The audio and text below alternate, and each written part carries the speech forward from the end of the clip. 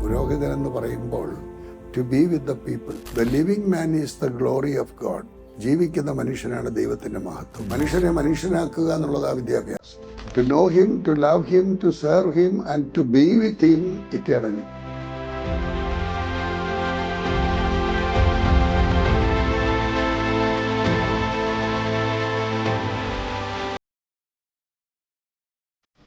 Bishop Joshua Mar Ignatios, Mavelikara Malankara സുറിയാനി കത്തോലിക്ക ഭദ്രാസനത്തിൻ്റെ പ്രഥമ മെത്രാപ്പോലീത്ത.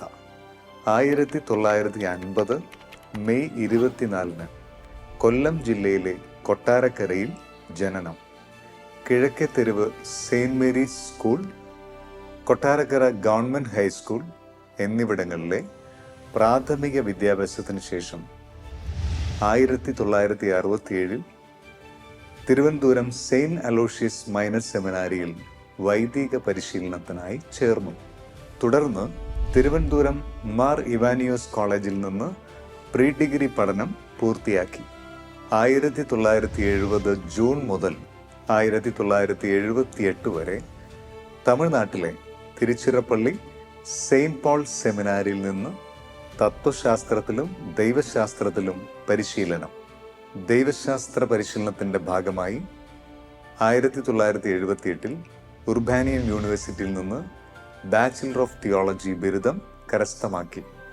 1978 April 2 archbishop Benedict Mar Gregorios മെത്രാപ്പോലീത്തയിൽ നിന്ന് മാതൃദേവാലയമായ കിഴക്കേ തെരുവ് ഹോളി ട്രിനിറ്റി ദേവാലയത്തിൽ വെച്ച് പൗരോഹിത്യം സ്വീകരിച്ചു. മാർത്താണ്ഡം കേന്ദ്രമാക്കിയുള്ള വിവിധ ഇടവകകളിലെ അജപാലന ശുശ്രൂഷയോടൊപ്പം മാർത്താണ്ഡം ക്രിസ്ത്യൻ കോളേജിൽ നിന്ന് ഹിസ്റ്ററി, പൊളിറ്റിക്സ്, ഇക്കണോമിക്സ് എന്നിവ പ്രധാന വിഷയങ്ങളായെടുത്ത് BA ബിരുദം സ്വന്തമാക്കി.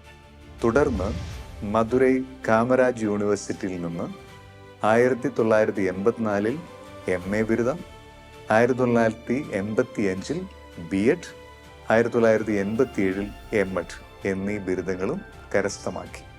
2000 മദ്രാസ് യൂണിവേഴ്സിറ്റിയുടെ കീഴിലുള്ള ചെന്നൈ സ്റ്റെല്ല മാറ്റിറ്റ്യൂണ കോളേജ് ഓഫ് എഡ്യൂക്കേഷനിൽ നിന്ന് PhD കരസ്ഥമാക്കി. 1998 ജൂൺ 29 തിരുവനന്തപുരം അതിരൂപതയുടെ സഹായമെത്രാനായി അദ്ദേഹത്തെ സിറിൽ മാർ ബെസേലിയോസ് മെത്രാപ്പോലീത്ത നിയമിച്ചു. 2007 ഫെബ്രുവരി 16 മാവേലിക്കര രൂപതയുടെ പ്രഥമ അധ്യക്ഷനായി അദ്ദേഹം നിയമിതനായി. കേരള സഭയുടെ വിദ്യാഭ്യാസ കമ്മീഷൻ അധ്യക്ഷൻ എന്ന നിലയിലും കത്തോലിക്ക സഭയുടെ വിദ്യാഭ്യാസ ദർശനങ്ങൾ പകർന്നു നൽകാൻ പ്രതിബദ്ധതയോടെ പിതാവ് പ്രവർത്തിച്ചു. ഭാരത മെത്രാൻ സമിതിയുടെ 1ാമത്തെ വൈസ് പ്രസിഡന്റായി ഭാരതസഭയ്ക്ക് വേറിട്ട ഒരു നേതൃത്വ ശൈലി പകർന്നു നൽകി. മദ്രാസിലെ മിത്ര ട്രസ്റ്റിന്റെ ചെയർമാനായി പിതാവ് അനേക വർഷക്കാലം പ്രവർത്തിച്ചു. ബാംഗ്ലൂർ സെയിൻറ് ജോൺസ് മെഡിക്കൽ കോളേജിന്റെ ഗവേണിംഗ് ബോർഡ് മെമ്പറായി പിതാവ് ദീർഘനാൾ പ്രവർത്തിച്ചിട്ടുണ്ട്. 2025 ജൂൺ 29 മുതൽ മാവേലിക്കര ഭദ്രാസനത്തിന്റെ ബിഷപ്പ് എമരിറ്റസായി പിതാവ് വിശ്രമ ജീവിതം നയിക്കുന്നു. വിശ്രമ ജീവിതം നയിക്കുന്നു എന്ന് പറയുമ്പോഴും വിശ്രമമില്ലാതെ കർമ്മനിരതനായി ഇപ്പോഴും സജീവമായി പ്രവർത്തിക്കുന്ന ബിഷപ്പ് ജോഷുവ മാർ ഇഗ്നാത്തിയോസ് പിതാവിൻ്റെ വിശേഷങ്ങളിലേക്ക് നമുക്ക് പ്രവേശിക്കാം.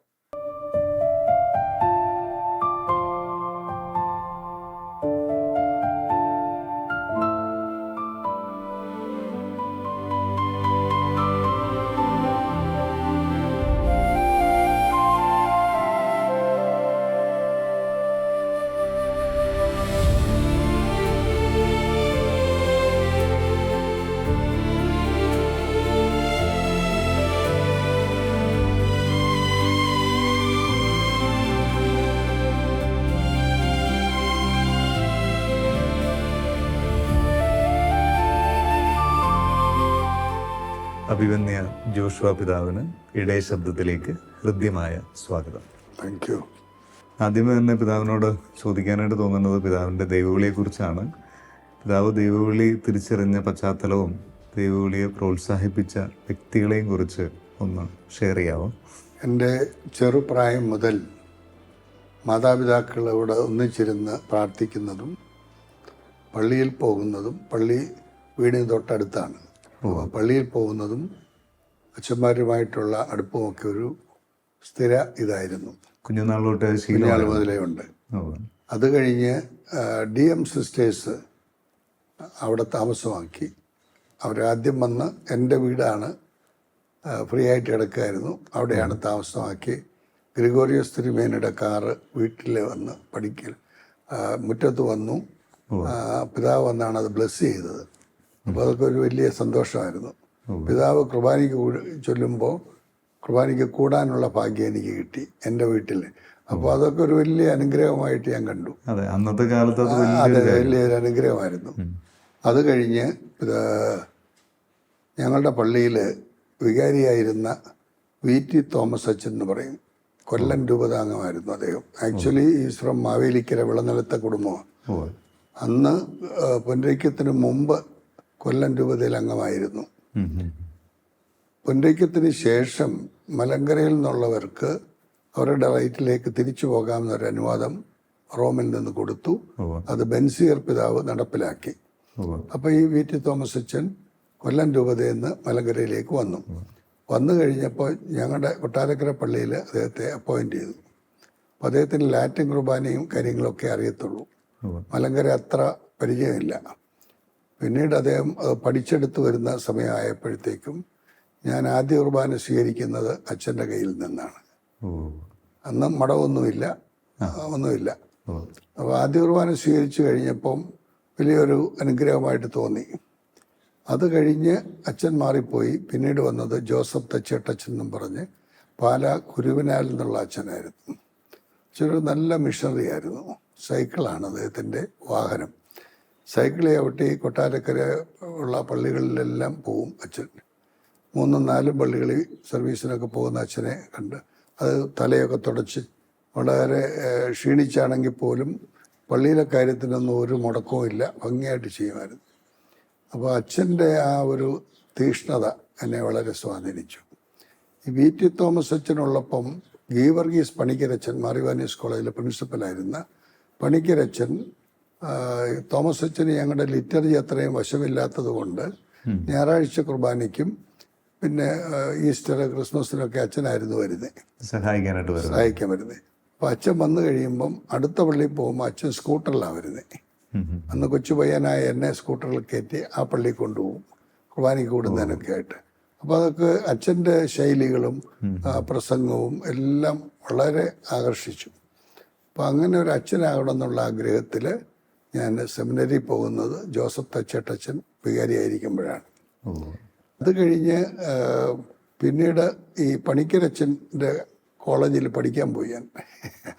ചെന്നപ്പോൾ ഞാൻ ഈ പഴയ അച്ഛനെ നമുക്കറിയാമല്ലോ, ആ ഒരു സ്വാതന്ത്ര്യത്തിലൊക്കെ നിന്നപ്പോൾ അച്ഛന് ഒന്നും മൈൻഡ് ചെയ്യത്തില്ല. അച്ഛനെല്ലാവരും ഇങ്ങനെ നോക്കി അങ്ങ് പോവും. പക്ഷെ അച്ഛൻ്റെ ഉള്ളിൽ സ്നേഹമുണ്ട്, എല്ലാം ഉണ്ട്. അച്ഛൻ്റെ മുറിയിൽ ചെന്നാൽ വലിയ സന്തോഷമാണ്.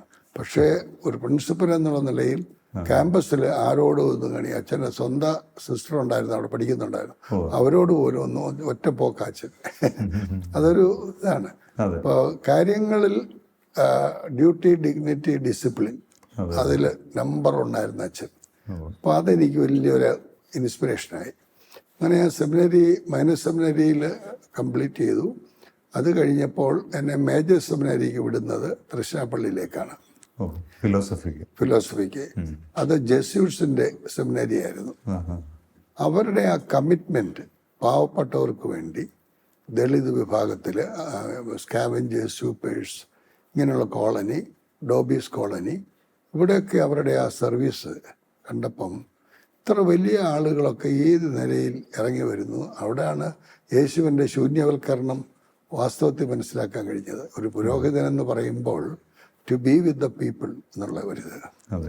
അതേസമയം പൗരോഹിത്യം ഒരു ചലഞ്ചാണെന്നും ഒരു ഗിഫ്റ്റാണെന്നും ഒരു ചലഞ്ചാണെന്നും അത് is a continuous call. You have to give continuous response to that revealing call daily.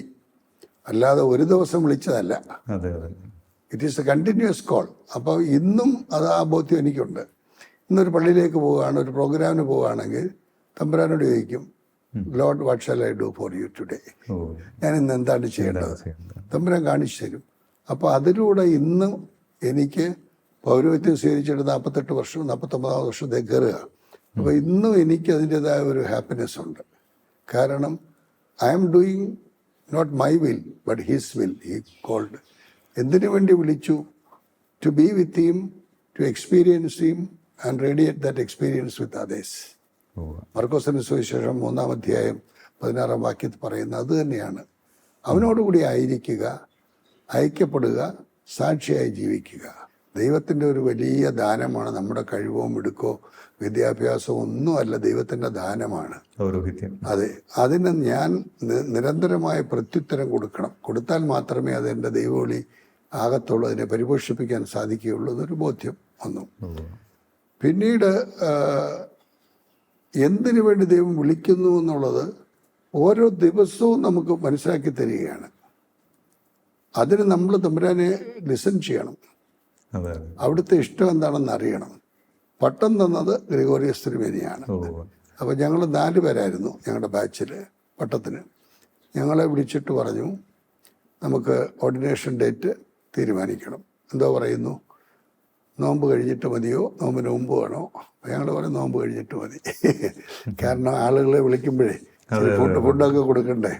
അപ്പോൾ നോമ്പ് കഴിഞ്ഞിട്ട് ശരി. അപ്പോൾ ഈസ്റ്റർ കഴിഞ്ഞ് വന്നിരുന്ന ആഴ്ചയിൽ ഏപ്രിൽ 2 പിതാവ് തന്നെ പറഞ്ഞു കൊട്ടാരക്കര, 3 വകയാർ, 4 ഉള്ളന്നൂർ, 5 മൈലപ്ര ഡേറ്റ്. അങ്ങനെ ഞങ്ങൾ 4 പേർക്കും ഡേറ്റ് തന്നു. പിതാവ് വന്ന് പട്ടം തന്നു. പിറ്റേ ദിവസം ഫസ്റ്റ് മാസിനും പിതാവ് ഉണ്ടായിരുന്നു. എല്ലായിടും ഇതുപോലെ പോയി. പിതാവ് ഇങ്ങനെ ഷെയർ ചെയ്യുമ്പോൾ പൗരോഹിത്യം നൽകിയ പട്ടം നൽകിയ ഗ്രിഗോറിയസ് പിതാവിനെ കുറിച്ച് ഇങ്ങനെ കൂടെ പറയുന്നുണ്ട്. അതെ, ഗ്രിഗോറിയസ് പിതാവിന്റെ ജീവിതം എങ്ങനെയാണ് പിതാവിനെ എനിക്ക് ഭയങ്കരമായിട്ട്. കാരണം the living man is the glory of God. ജീവിക്കുന്ന മനുഷ്യനാണ് ദൈവത്തിൻ്റെ മഹത്വം. ഒരു നല്ല മനുഷ്യനായിട്ട് പാവപ്പെട്ടവരുടെ കാര്യമാണെങ്കിലും കർഷകരുടെ കാര്യമാണെങ്കിലും വിദ്യാഭ്യാസ ഫീൽഡിലുള്ളവരുടെ കാര്യമാണെങ്കിലും എല്ലാ ഫീൽഡിലും നിറഞ്ഞു നിന്ന ഒരു വ്യക്തിത്വമാണ് അദ്ദേഹം. വളരെ സിമ്പിളായ ഒരു മനുഷ്യൻ. അദ്ദേഹത്തിൻ്റെ കൂടെ പള്ളികളിലൊക്കെ പോകുമ്പോൾ നമ്മളൊക്കെ ക്ഷീണം കൊണ്ടുപോയി കിടന്ന് ഉറങ്ങാൻ നോക്കും. പക്ഷെ പിതാവ് രാത്രി വരെ അവിടെ ഇരുന്ന് പ്രാർത്ഥിച്ചിട്ടേ ഇറങ്ങി വരത്തുള്ളൂ. അദ്ദേഹത്തിൻ്റെ വസ്ത്രങ്ങളൊക്കെ അദ്ദേഹം തന്നെ കഴിയുന്നത്. ഈ എവിടെയെങ്കിലുമൊക്കെ മിഷനൊക്കെ പോകുമ്പോൾ ഒത്തിരി ഒന്നും കൊണ്ടുപോകത്തില്ല, അത്യാവശ്യമുള്ളതേ കൊണ്ടുപോകും. അപ്പോൾ അത് അദ്ദേഹം തന്നെ വാഷ് ചെയ്തിടും, രാവിലെ ആകുമ്പോൾ ഉണങ്ങും, അതെടുത്തിട്ടുണ്ട് പോകും. വെരി സിമ്പിൾ മാൻ. നമുക്കതൊക്കെ ചിന്തിക്കാൻ പോലും പറ്റത്തില്ല, അങ്ങനത്തെ ഒരിത്. പിന്നെ എവിടെ പോയാലും നമ്മുടെ കാര്യത്തിനാണ് പ്രാധാന്യം. എൻ്റെ കൂടെ ഒരു ബ്രദർ ഉണ്ടായിരുന്നല്ലോ, ആ ബ്രദർ എന്ത് ചെയ്യേ, ബ്രദറിൻ്റെ കാര്യം, ബ്രദറിന് ഭക്ഷണം കൊടുത്തോ എന്നൊക്കെ. അല്ലെ ആഹാരം കഴിക്കുമ്പോൾ ഞങ്ങളെ കൂടി ഇരുത്തിയേ കഴിക്കത്തുള്ളൂ. വളരെ സിമ്പിളായ മനുഷ്യൻ. അപ്പോൾ എനിക്ക് വലിയൊരു ഇതായിരുന്നു. അങ്ങനെ പട്ടം തന്നു. പട്ടം തന്നു കഴിഞ്ഞപ്പം എന്നോട് പറഞ്ഞു, എൻ്റെ ഫസ്റ്റ് മാസിന് പേരൻസ് മരിച്ചതുകൊണ്ടേ മരിച്ചവർക്ക് വേണ്ടിയുള്ളൊരു പ്രാർത്ഥനയുണ്ട് ഞങ്ങളുടെ മലങ്കരയിൽ. മക്കളിലപ്പൻ എന്നും പറഞ്ഞ് പ്രാർത്ഥിക്കും, പാട്ടൊക്കെ ചൊല്ലി. ആ പ്രാർത്ഥന വന്നപ്പോൾ എനിക്ക് കണ്ടിന്യൂ ചെയ്യാൻ പറ്റിയില്ല. മനസ്സിലായോ? അന്നേരം പിതാവ് അങ്ങ് ഏറ്റെടുത്തു.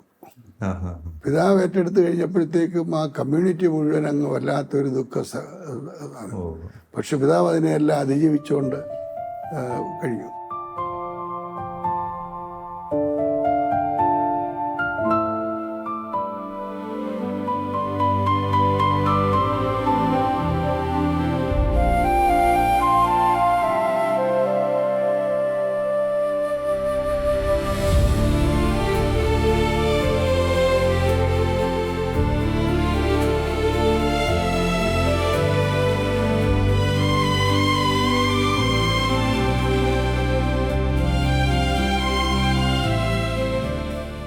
പിതാവിന്റെ PhD ഗവേഷണ വിഷയം ഈ തമിഴ്നാട്ടിലെയും കേരളത്തിലെയും ഹയർ സെക്കൻഡറി കമ്പാരിസൺ.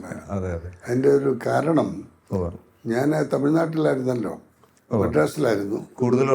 അവിടെ അന്നേരമാണ് ഞാൻ PhDക്ക് മദ്രാസ് യൂണിവേഴ്സിറ്റി ചേരുന്നത്, Stella Matutina college of education. Coimbatore presentation സിസ്റ്റേഴ്സിനാണ്, അവരാണ് കൺട്രോളിലുള്ളത്. അപ്പോൾ എനിക്ക് അഡ്മിഷൻ തന്നു. കോളേജിൽ നിന്ന് ഒരു ഗൈഡിനെ കിട്ടി, രാധാമോഹൻ. അതേപോലെ യൂണിവേഴ്സിറ്റിയിൽ നിന്ന് ബാലസുബ്രഹ്മണ്യം എന്നും പറഞ്ഞൊരു യൂണിവേഴ്സിറ്റി സജസ്റ്റ് ചെയ്തു. ഭയങ്കര ഒരു ഇൻസ്പിറേഷനായിരുന്നു. നമ്മൾ ഒരിക്കലും പ്രതീക്ഷിക്കാത്ത രീതിയിൽ അവർ പറയുന്ന യു ഷുഡ് ഔട്ട് ഡു അവർ തീസിസ്, എന്നാലേ ഞങ്ങൾക്കൊരു സാറ്റിസ്ഫാക്ഷൻ കിട്ടത്തുള്ളൂ എന്നൊക്കെ പറഞ്ഞ് നന്നായിട്ട് അവരെന്നെ ഗൈഡ് ചെയ്തുകൊണ്ടിരിക്കുകയായിരുന്നു. അന്നേരമാണ് എന്നെ തിരുവനന്തപുരത്ത് VG ആയിട്ട് അപ്പോയിൻറ്റ് ചെയ്യുന്നു 96. ഇപ്പോൾ 2 years ഞാൻ തമിഴ്നാട്ടിൽ ഇതെല്ലാം ഡേറ്റ എല്ലാം കളക്ട് ചെയ്ത് പഠിച്ചുകൊണ്ടിരിക്കുക. അപ്പോൾ ഞാൻ പറഞ്ഞു ഇങ്ങനൊരു പ്രശ്നമുണ്ടെന്ന് പറഞ്ഞു. അപ്പോൾ അവർ പറഞ്ഞു why don't you make A comparative study between Tamil Nadu and Kerala. Tamil Nadu U completed, now you are going to Kerala. അവിടെ ഒരു പിന്നെ ഡേറ്റയൊക്കെ കളക്ട് ചെയ്ത് യു ക്യാൻ ഡു ഇറ്റ് എന്നൊക്കെ പറഞ്ഞ് അവരെന്നെ പ്രോത്സാഹിപ്പിച്ചു. അങ്ങനെ ഇവിടെ വന്ന് മറിവനീസ് കോളേജ്, സെൻറ്റ് സേവിയേഴ്സ് കോളേജ്, ഇങ്ങനെയുള്ള കോളേജുകളിൽ നിന്നും ഹയർ സെക്കൻഡറി തുടങ്ങിയ പട്ടം സെൻറ്റ് മേരീസ് അങ്ങനെയുള്ള സ്കൂളുകളിൽ നിന്നൊക്കെ ആയിട്ട് ഡേറ്റ കളക്ട് ചെയ്തു. കമ്പയർ ചെയ്ത് നോക്കിയപ്പോഴാണ് മനസ്സിലാകുന്നത് Tamil Nadu is far better than Kerala ഈ എഡ്യൂക്കേഷൻ്റെ കാര്യത്തിൽ. അതെന്താണ്? ഒരു സബ്ജക്റ്റിനെ കുറിച്ച് തമിഴ്നാട്ടിലെ പിള്ളേർ തറവായിരിക്കുന്നത് പോലെ കേരളത്തിലെ പിള്ളേർ തറവല്ല. അതിൻ്റെ കാരണം തമിഴ് മീഡിയത്തിലൂടെ ദേ ക്യാൻ സ്റ്റഡി. ഉള്ളി ഇംഗ്ലീഷും അത് മാത്രമേ ഉള്ളൂ, ബാക്കിയെല്ലാം തമിഴ്. പരീക്ഷ എഴുതുന്നതും തമിഴിൽ എഴുതാം. അവർക്ക് up to PhD they can go like that. അതൊരു ഭയങ്കര ഇതാണ്. പിന്നെ ഒരു സബ്ജക്റ്റ് മാറ്റർ നമ്മൾ പ്രിപ്പയർ ചെയ്ത് കൊടുത്താൽ കോളേജിൽ നിന്ന് എൻ്റെ head of the department prepare ചെയ്ത് കൊടുത്താൽ if it is viable immediately sanctioned. ഇവിടെ ആണെങ്കിൽ ട്രഡീഷണൽ കോഴ്സ് അല്ലാതെ ഒന്നുമില്ല.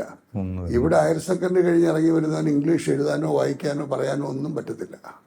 ഈവൻ മലയാളം ഈ സെമിനറി വരുന്ന പിള്ളേരെ നോക്കുമ്പോൾ ഞങ്ങൾക്കറിയാതെ. അതേസമയം തമിഴ്നാട്ടിൽ ഹയർ സെക്കൻഡറി പഠിച്ച് വരുന്ന ഒരു പയ്യന് നന്നായിട്ട് ഇംഗ്ലീഷ് പറയും, ഗ്രാസ്പിംഗ് കപ്പാസിറ്റി ഉണ്ട്, എല്ലാം ഉണ്ട്. അപ്പോൾ അങ്ങനെയുള്ള വ്യത്യാസങ്ങളുണ്ട്. നമ്മുടെ സഭ ഈ വിദ്യാഭ്യാസ മേഖലയിൽ ഒരുപാട് സംഭാവനകൾ നൽകിയിട്ടുണ്ടല്ലോ. ഈ കാലഘട്ടത്തിൽ പിതാവ് പറഞ്ഞ ഈ ഒരു പ്രതിസന്ധി അതിജീവിക്കാൻ സഭയ്ക്ക് എന്താണ് ചെയ്യാൻ പറ്റുന്നത്? ഇപ്പോൾ സഭയ്ക്ക് മനസ്സിലായിട്ടുള്ളത് ക്വാളിറ്റി എഡ്യൂക്കേഷൻ വന്നാൽ മാത്രമേ ഈ ട്രഡീഷണൽ രീതിയിൽ നിന്ന് വ്യത്യസ്തമായിട്ട് ക്വാളിറ്റി എഡ്യൂക്കേഷൻ വരണം. Information, formation and transformation. Information you should get it. അതിപ്പം ആർട്ടിഫിഷ്യൽ ഇൻ്റലിജൻസിലൂടെ അതുപോലെ വിവരസാങ്കേതിക വിദ്യയുടെ വിസ്ഫോടനമുള്ള ഈ നാട്ടിൽ ലോകത്തിൻ്റെ ഏത് ഭാഗത്ത് എന്തൊക്കെ ഉണ്ടെന്നുള്ളത് അപ്പോഴപ്പോഴും അറിയാം. നമ്മുടെ കമ്പ്യൂട്ടറിലൂടെ മൊബൈലിലൂടെ ഒക്കെ നമുക്ക് സെർച്ച് ചെയ്ത് കണ്ടുപിടിക്കാവുന്ന കാര്യങ്ങളേ ഉള്ളൂ. അപ്പോൾ information you are getting, but you need formation. Make man more human and humane. മനുഷ്യനെ മനുഷ്യനാക്കുക എന്നുള്ളതാണ് വിദ്യാഭ്യാസം.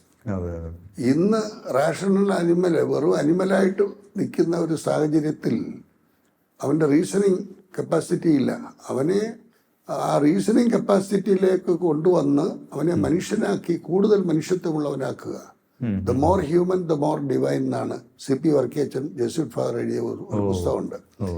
എത്രത്തോളം മനുഷ്യത്വമുണ്ടോ അത്രത്തോളമേ ദൈവികത ഉണ്ടാവുകയാണ്. അപ്പോൾ information, formation as a human being for the transformation of oneself and the society. മനസ്സിലായി? സമൂഹത്തിന്റെ പരിവർത്തനത്തിന് വേണ്ടി. അപ്പോൾ വിദ്യാഭ്യാസം കൊണ്ട് ഉദ്ദേശിക്കുന്ന 2 കാര്യങ്ങളാണ്. ഒന്ന് ഡെവലപ്മെന്റ്, സെക്കൻഡ് ലിബറേഷൻ. നിന്റെ കഴിവുകളെ വികസിപ്പിച്ചെടുത്തുകൊണ്ട് അത് മാതാപിതാക്കളിൽ നിന്ന് ഗുരുക്കന്മാരിൽ നിന്നൊക്കെ കിട്ടുന്ന ആ ഇൻഫ്ലുവൻസ് എല്ലാം വെച്ചുകൊണ്ട് കഴിവുകളെ വളർത്തിയെടുത്തുകൊണ്ട് നേരിടുന്ന തിന്മകൾക്ക് എങ്ങനെ പരിഹാരം കണ്ടെത്താം. അതാണ് വിദ്യാഭ്യാസത്തിൽ ഒരുത്തിനെ മച്യൂറാക്കി മാറ്റുന്നത്. അതാണ് ഈ കാലഘട്ടത്തിൽ സംഭവിക്കുന്നത്. ഇപ്പോൾ അതാണ് ഇപ്പോൾ നമ്മൾ കൂടുതൽ ഇമ്പോർട്ടൻസ് കൊടുക്കുന്നത്, അതാണ് ഫോക്കസ് ചെയ്യുന്നത് അല്ലേ? അതെ അതെ.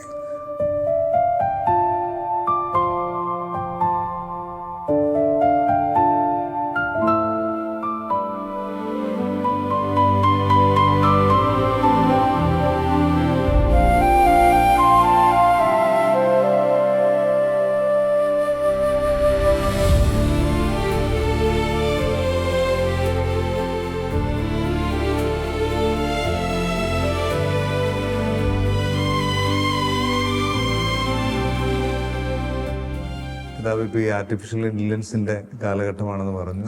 ഈ സോഷ്യൽ മീഡിയ വളരെ ശക്തമാണ്, പ്രത്യേകിച്ച് ടീനേജേഴ്സിലും യൂത്തിലും ഒക്കെ. Even Catholic church pope also is emphasising that. അപ്പൊ ഈ ഒരു പക്ഷെ അതിന്റെ ഒരു രണ്ട് സൈഡുണ്ട് അതിന്. അതിന്റെ മൊറാലിറ്റി എങ്ങനെ യൂസ് ആൻഡ് അബ്യൂസ് ഇറ്റ്, അതെ, ഇത് രണ്ട് പോസിബിലിറ്റി ഉണ്ട് അതിനകത്ത്. അപ്പൊ ഈ ഒരു കാലഘട്ടത്തിൽ നമ്മുടെ യുവജനങ്ങൾക്കും ടീനേജേഴ്സിനും ഒക്കെ ഇതെങ്ങനെ ഉപയോഗിക്കണം എന്ന കാര്യത്തെക്കുറിച്ച് എങ്ങനെയാണ് നമുക്ക്? വാസ്തവത്തിൽ നമുക്ക് ഈ സ്കൂളുകളിലും കോളേജുകളിലും ഒക്കെ നേരത്തെ മോറൽ സയൻസ് ഉണ്ടായിരുന്നു. ഞങ്ങളെ കുഞ്ഞുനാളിലുണ്ടായിരുന്നു. അതെ, കാറ്റഗിസവും മോറൽ സയൻസും. കത്തോലിക്കർക്ക് കാറ്റഗിസവും മറ്റുള്ളവർക്ക് മോറൽ സയൻസും. അതെ, ഈ moral principles applicable to everybody. അതെ, ഡു ഗുഡ് അവോയ്ഡ് ഈവിൾ. അതെ, ഏതാണ് നന്മ അത് സ്വീകരിക്കുക, തിന്മ ഉപേക്ഷിക്കുക. എല്ലാവർക്കും ബാധകമാണ്. നമുക്ക് ക്രിസ്ത്യാനികൾക്കുള്ള ഒരു ultimate എയിമാണ് why God created you, who created, God created, why He created, to know Him, to love Him, to serve Him and to be with Him eternally. അതെ, അപ്പൊ ആ ഒരു ഇറ്റേണൽ ലൈഫിലേക്ക് ഒരാളെ നയിക്കുക എന്നുള്ളതാണ് കത്തോലിക്ക വിദ്യാഭ്യാസം കൊണ്ട് ലക്ഷ്യമാക്കുന്നത്. നമ്മളിത് മനസ്സിലാക്കി ഈ ഒരു മോറൽ വാല്യൂസ് കൊടുക്കണം, നിർബന്ധമായിട്ട് നമ്മുടെ സ്ഥാപനങ്ങളിൽ നിന്ന് അതാണ് പ്രതീക്ഷിക്കുന്നത്. പിതാവ് ഇങ്ങനെ ഈ യുവജനങ്ങളുടെ കാര്യം ആർട്ടിഫിഷ്യൽ ഇന്റലിജൻസ് ഒക്കെ പറഞ്ഞപ്പം ഈ ഒരു കാലഘട്ടത്തിൽ യുവജനങ്ങൾ ലഹരിയുടെ കൂടുതൽ ആധിക്യത്തിൽ വന്നു. പിതാവ് ദീർഘകാലം സമിതിയുടെ 98 ബിഷപ്പായപ്പോൾ KCBCയിൽ മദ്യവിരുദ്ധ കമ്മീഷന്റെ വൈസ് ചെയർമാനായിരുന്നു. സൂസവാക്യം അന്ന് 98 ആരംഭിക്കുന്നത്. അന്നേരം അതിന് ചെയർമാൻ സൂസവാക്യം പിതാവ്, ഞാൻ വൈസ് ചെയർമാനുമായിരുന്നു. അത് കഴിഞ്ഞപ്പോൾ ഞാൻ ചെയർമാനായി. അത് കഴിഞ്ഞപ്പോൾ ഇത് ക്രിസ്ത്യാനിയുടെ മാത്രം പ്രോബ്ലം അല്ല, ഇത് മനുഷ്യന്റെ പ്രോബ്ലമാണെന്ന് കണ്ട് മദ്യവിരുദ്ധ ജനകീയ മുന്നണി ഫോം ചെയ്തു. അതിന്റെ ചെയർമാനായിട്ട് ഞാൻ ഇപ്പോഴും കണ്ടിന്യൂ ചെയ്യാണ്. റിട്ടയർഡായെങ്കിലും അതിപ്പോഴും കണ്ടിന്യൂ ചെയ്യാണ്. പിതാവേ, ശാലോം പ്രേക്ഷകർക്ക് വേണ്ടിയിട്ട് എന്താണ് അങ്ങേക്ക് നൽകാനുള്ള സന്ദേശം? ശാലോം വാക്കിന്റെ അർത്ഥം തന്നെ സമാധാനം എന്നാണ്. ഇന്ന് ലോകത്തിന് ഏറ്റവും അധികം ആവശ്യമായിട്ടുള്ള സമാധാനമാണ്. എൻ്റെ സമാധാനം നിങ്ങൾക്ക് ഞാൻ തരുന്നു, അത് ലോകം തരുന്ന പോലെയല്ല. ലോകത്തിന് കൊടുക്കാൻ കഴിയുന്ന സമാധാനത്തിന് പരിധികളും പരിമിതികളും പരാധീനതകളും ഉണ്ട്. ഇതിനപ്പുറമായ ഒരു സമാധാനം നൽകുവാൻ ഉദ്ധിതനായ യേശു നമ്മോട് കൂടിയുണ്ട്. അവിടുന്ന് പറഞ്ഞു, ഞാൻ നിങ്ങളെ അനാഥരായി വിടുകയില്ല, നിങ്ങളോടുകൂടി എന്നും ഇരിക്കുന്നതിന് നയിക്കുന്നതിന് പരിശുദ്ധാത്മാവിനെ നൽകും. പുനരുത്ഥാനത്തിൻ്റെ 50-ാം ദിവസം പെന്തിക്കോസ്തി പെരുന്നാൾ ആഘോഷിക്കുകയാണ്. അവിടെ ആ സമാധാനം അനുഭവിക്കുവാൻ കഴിയണം. ഈ ശാലോം പ്രേക്ഷകർക്ക്, അതുമായിട്ട് ബന്ധപ്പെട്ട ആളുകൾക്ക് ഈ സമാധാനം അനുഭവിക്കാൻ കഴിഞ്ഞാൽ അതാണ് കൊടുക്കാവുന്ന ഏറ്റവും വലിയ അനുഗ്രഹം എന്ന് ഞാൻ വിശ്വസിക്കുകയാണ്. അതിൻ്റെതായ പ്രോസസ്സ് പ്രാർത്ഥിക്കുക. പ്രാർത്ഥന നമ്മളെ വിശ്വാസത്തിലേക്ക് നയിക്കും, വിശ്വാസം നമ്മളെ സ്നേഹത്തിലേക്ക് നയിക്കും, സ്നേഹം നമ്മളെ സ്നേഹത്തോടുള്ള സേവനത്തിലേക്ക് നയിക്കും. ടു സെർവ് വിത്ത് ലവ്, ആ ഒരു മനോഭാവത്തിലേക്ക് വന്നു കഴിഞ്ഞാൽ നമുക്ക് കിട്ടുന്ന സന്തോഷം, സമാധാനം വളരെ വലുതാണ്. അതിന് ജനങ്ങളെ ഒരുക്കുക എന്നുള്ള ശുശ്രൂഷയാണ് ശാലോം TV നടത്തിക്കൊണ്ടിരിക്കുന്നത്. അത് തുടർന്നും നടത്തുക. എല്ലാ നന്മകളും ഭാവുകങ്ങളും ആശംസിക്കുന്നു. ദൈവം അനുഗ്രഹിക്കട്ടെ. പിതാവേ, ഇപ്പോൾ നമ്മളെ കണ്ടുകൊണ്ടിരിക്കുന്നവർക്ക് വേണ്ടി ഒന്ന് പിതാവ് പ്രാർത്ഥിക്കുകയും ഒരു ബ്ലെസ്സിങ് കൊടുക്കുകയും ചെയ്താൽ നന്നായിരുന്നു. കാരുണ്യവാനും സർവശക്തനുമായ ദൈവമേ, അവിടുത്തെ സാന്നിധ്യം ഞങ്ങളുടെ മധ്യേ ഏറ്റുപറയുന്നു.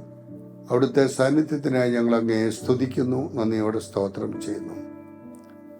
ശാലോം പ്രേക്ഷകർക്ക് അവിടുത്തെ ആത്മാവിൻ്റെ നിറവ് നൽകണമേ എന്ന് ഞങ്ങൾ പ്രാർത്ഥിക്കുന്നു. ഇതുമായി ബന്ധപ്പെട്ട് പ്രവർത്തിക്കുന്ന ഓരോരുത്തരും ആ ലക്ഷ്യത്തോടു കൂടി പ്രവർത്തിക്കുമ്പോൾ ലോകത്തിന് നൽകുവാൻ കഴിയാത്ത സമാധാനം നൽകുവാൻ അവിടുത്തേക്ക് സാധിക്കുന്നു എന്നുള്ളത് ഞങ്ങൾ നന്ദിയോടെ ഓർക്കുന്നു.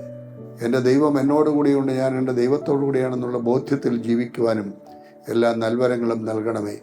അമ്മേ മാതാവേ, സമാധാനം കൊണ്ട് നിറയാൻ ഭാഗ്യം സിദ്ധിച്ചവളെ, കൃപ നിറഞ്ഞവളെ, നിനക്ക് സമാധാനമെന്ന് ദൈവത്തിൻ്റെ മുഖ്യദൂതൻ അമ്മയോട് അരുളിച്ചതുപോലെ ഞങ്ങൾക്ക് ഓരോരുത്തർക്കും കൃപയാൽ നിറയപ്പെട്ട് ഈ സമാധാനം അനുഭവിക്കുവാൻ ഇട നൽകണമേ എന്ന് ഞങ്ങൾ പ്രാർത്ഥിക്കുന്നു. ഞങ്ങളുടെ എല്ലാ ആവശ്യങ്ങളെയും പരിശുദ്ധ അമ്മയുടെയും സകല വിശുദ്ധരുടെയും മധ്യസ്ഥതയിൽ സമർപ്പിക്കുന്നു. കൃപയോടെ കേൾക്കുമാറാകണമേ. ആമീൻ. ആമേൻ. നമ്മെ നിത്യമായി സ്നേഹിക്കുന്ന പിതാവായ ദൈവത്തിൻ്റെ സ്നേഹവും തൻ്റെ വാത്സല്യപുത്രൻ്റെ മനുഷ്യാവതാരത്താലും പാടുപീടുകളാലും മരണത്താല് പുനരുത്ഥാനത്താൽ നേടിത്തന്ന രക്ഷയും നിത്യമായി നിരന്തരമായി നമ്മെ നയിക്കുന്ന നവീകരിക്കുന്ന പരിശുദ്ധാത്മാവിൻ്റെ സംസർഗവും ആവാസവും നമ്മെല്ലാവരോടും കുടുംബങ്ങളോടും കൂട്ടായ്മയോടും നാടിനോടും കൂടെ എന്നേക്കും ഉണ്ടായിരിക്കട്ടെ. ആമീൻ. ആമേൻ.